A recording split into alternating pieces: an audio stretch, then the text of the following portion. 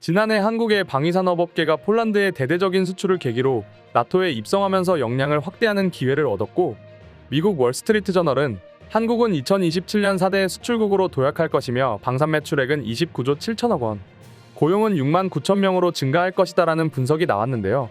특히 한국의 대표 방산기업인 하나에어로스페이스와 현대로템에 대한 기대감이 더욱 커지고 있는 상황입니다.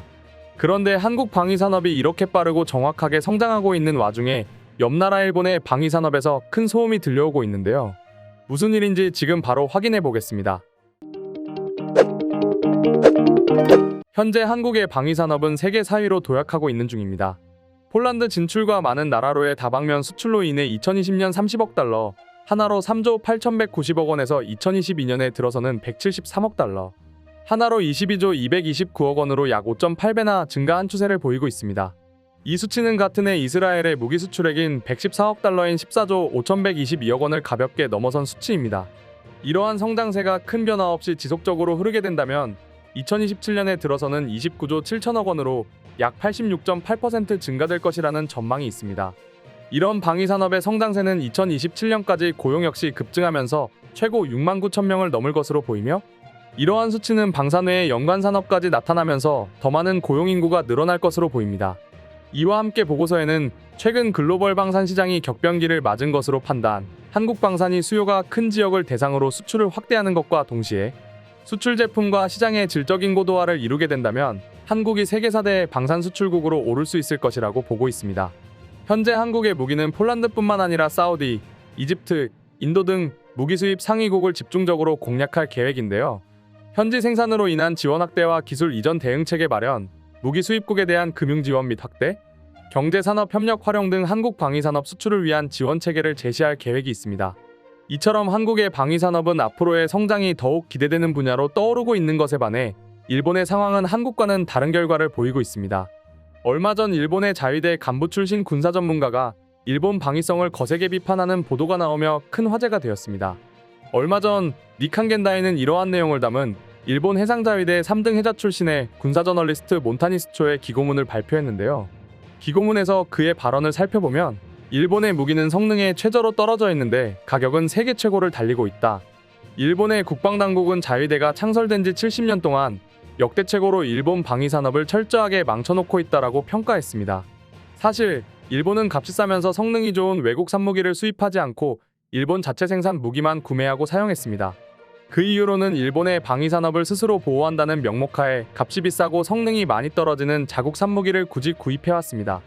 하지만 이러한 상황에 대해 기시다 후미오 내각은 방위산업을 강화하겠다고 발표하며 방위장비 생산기지 강화에 관한 법률을 제정했는데, 해당 법률은 정부가 자금을 지원해 일본 산무기의 생산과 수출을 지원하겠다는 내용이었습니다. 그러나 이런 일본의 노력에도 불구하고 몬타니스초는 이 계획이 제대로 진행될 리 없다고 봤는데, 그 이유로는 그동안 일본의 자국기업 보호법으로 안일하게 살아온 일본의 방위산업을 더 감싸는 결과밖에 없다고 판단했기 때문이죠. 그 외에 일본 방위산업의 카르텔 역시 문제라고 지적했는데요. 일본의 국방당국과 방위산업은 각 회사마다 주력 제품을 할당하고 나눠서 생산을 했습니다. 전투기는 미쓰비시 중공업, 초계기는 가와사키 중공업, 중형헬기는 후지중공업, 비행정은 신메이와가 나눠서 갖추는 시기 그것이었죠. 이렇듯 국내 기업들이 서로 다투는 일 없이 일본 정부가 일을 나눠주고 지정해주는 방식인데요.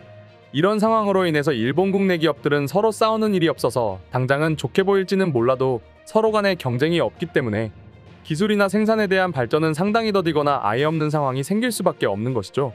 결국 제대로 된 무기를 만들지 못한다고 하여도 이미 사줄 사람들은 다 있기 때문에 일본의 방위산업 기술에 대한 발전이 없는 것입니다. 거기에 계약 과정 역시 상당히 비상식적으로 진행되고 있는데요. 현재 일본은 경쟁 입찰이라는 제도가 있음에도 불구하고 신규 참여자가 들어오는 것이 거의 불가능한 구조입니다.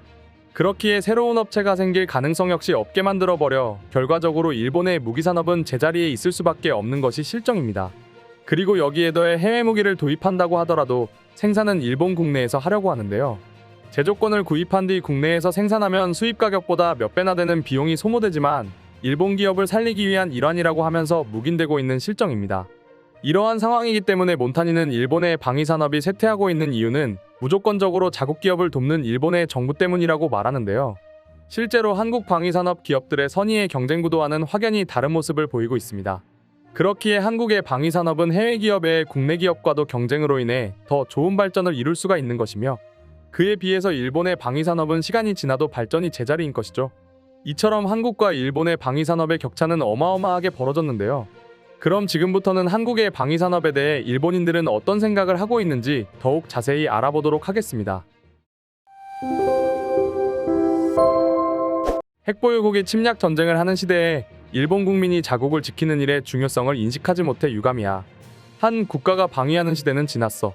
가치관을 공유하는 나라가 협력해야 된다. 방위산업 육성은 반드시 필요하고 무기 수출도 어느 정도 허용돼야 한다. 좌파와 언론 일부가 전부 반대하고 있지만 국가 지도자는 반대를 무릅쓰고도 자신의 신념에 따라 결정해야 할 때가 있지. 현 상황에 맞지 않는 헌법을 제대로 알리고 개정을 추진해야 될 거야. 일본은 이미 양국 간 합의로 국내에 기지가 있고 예산을 주고 있어요. 지금은 수출도 할 수 있게 되었죠. 방위산업을 육성하라고 하지만 고마스와 스미토모 중기계 공업, 가야바 공업, 미쓰이 스미토모 선박도 방위산업에서 철수했다고 들었어요. 기업은 수익을 올리지 못하는 분야에 투자하지 않기 때문에 세금을 투입해도 의미 없는 것 같아요. 일본에는 싸구려를 사서 돈만 버린다라는 속담이 있답니다. 지금이 딱 그 속담과 같은 상황이죠. 일본의 군사비는 초1류급이지만 군사력은 약소해요. 한국보다 형편없죠. 실제로 한국의 무력으로 영토를 빼앗기기도 했잖아요. 무기 수출을 꺼리는 여론의 존재. 이게 포인트. 언론, 일본 학술회의에 저항이 왜 있는 거죠? 음모론이 아니라 실제로 일본 주변국으로부터 돈이 움직였고 군사기술도 유출됐었다는 것을 알고 있을 거예요. 국방을 위한 군사개발은 일본의 최첨단 기술을 결집시킬 것이며 유사시에 결코 지지 않는 압도적 억지력을 갖게 할 거예요. 지금 결단을 내려야 합니다. 학술회의 멤버와 관계를 맺고 있는 국회의원과 관료의 배후를 은밀히 밝혀내 학술회의를 해산시키고 아첨꾼들을 다시는 정책에 관여하지 못하도록 하는 것이 우선이야. 우선 안에 있는 적을 배제해야 외적에 대한 대비도 할 수 있어. 그런 언론과 학술회의는 국민 모두의 의사를 물어 해체, 소멸시킬 필요가 있어요. 우선 중국의 하인인 학술회의에는 세금을 1엔도 투입하지 말아야 하죠. 무기 수출 3원칙이 철폐돼 수출에 아무런 규제도 없어서 지금이라면 팔 수 있을 거야. 사주는 나라가 없어서 그렇지. 드론도, 원격 수술 로봇도, 인터넷도 모두 시작은 방위산업이지. 안타깝게도 일본은 자국 방위 의사가 낮고 지속된 평화의 생각이 없어진 바보들로 인해 이런 산업까지 무너져 버렸어. 언론이 방위 관련 기업을 꺼려하는 분위기를 깨야 달라질 수 있지. 일본이 평화국가를 유지하는 것과 무기를 갖는 것은 별개야. 우크라이나의 전철을 밟고 싶지 않다면 변해야 할 거야. GPS와 내비게이션, 기상위성도 해당된다고 봐요. 휴대전화도 마찬가지지. 슬프지만 전쟁에 의해 기술이 발전하는 것도 사실이야. 가장 큰 문제는 헌법이야. 무기수출 3원칙과 관계없이 무기수출은 헌법은 완전 모순이지. 우크라이나 전쟁을 보면 한 나라의 국력에 의존하기보다 집단적 자위권을 행사하는 편이 낫다는 것을 알 수 있어. 미일 안전보장도 헌법 위반이고 유엔군으로 참전하는 것도 헌법 위반이지. 그렇지만 유사시에는 초법적인 각종 조치가 행해지겠지만 유사시까지 방치하면서 조금씩 바꿔나가는 대응이 현재 일본의 치명적 단점이야. 오늘의 영상은 이것으로 마치겠습니다. 영상이 유익하셨다면 좋아요, 알림 설정 한 번씩 부탁드리겠습니다.